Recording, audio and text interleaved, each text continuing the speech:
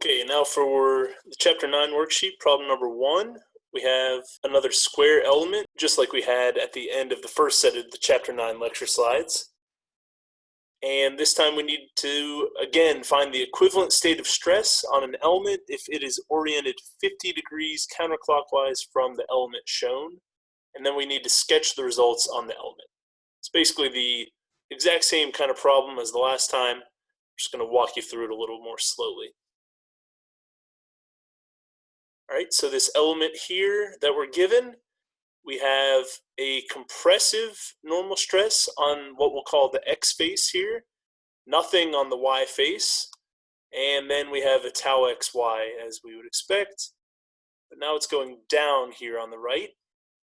So again, we're going to find our equivalent state of stress. What that means is we're going to find sigma X prime, sigma Y prime, and tau X prime Y prime when we rotate this element 50 degrees counterclockwise.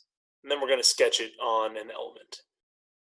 So we're just going to use our stress transformation equations that we derived in that first set of lecture slides and basically plug in the values that were given here. So what values are those though?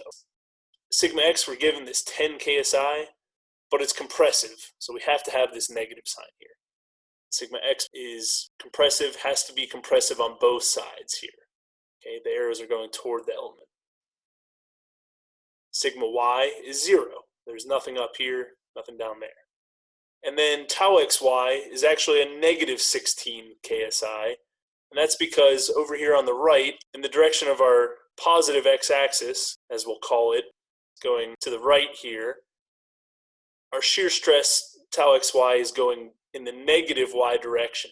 So over here on the right is what we'll typically just look at to decide whether the shear stress is positive or negative. In this case, again, it's going in the negative y direction. So it's a negative 16 KSI that we're going to plug into our stress transformation equations. And then for our theta that we're going to plug in, since it's rotating counterclockwise, that's a positive 50 degrees.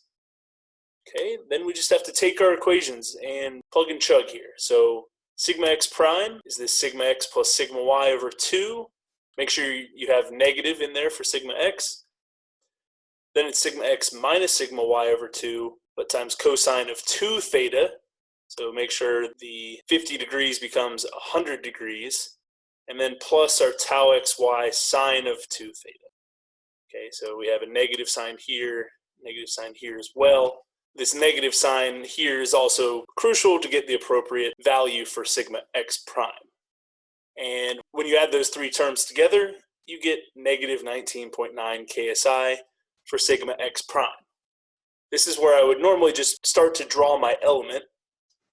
This is the element that you need to draw, as it says, to sketch the results on the element. So from our original element, we're rotating it counterclockwise 50 degrees. Which means our x-axis is rotating counterclockwise 50 degrees, and that becomes the x prime axis. And since we got a negative 19.9 KSI for sigma x prime, it's going to be compressive on this x prime face and compressive over here on the other side. So again, the arrows are going toward the element. Now we need to find what the sigma y prime is going to be. It's the same equation, except we have a minus sign here and a minus sign here. Plug in your numbers, you get sigma y prime is a positive 9.89 KSI after we've rotated 50 degrees. So going back up here, sigma y prime acting away from our element. Really should just label the absolute values here, but I couldn't quite fit it into this page, so as long as you label these symbolically and have these values right here, that's good enough. Obviously, when you're plugging in numbers and answers into mastering engineering, you need to have the positive and negative right as well.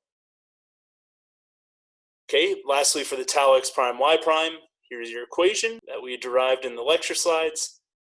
Plug in sigma x, sigma y, and tau xy from our original values, and you get tau x prime y prime is a positive 7.7 KSI.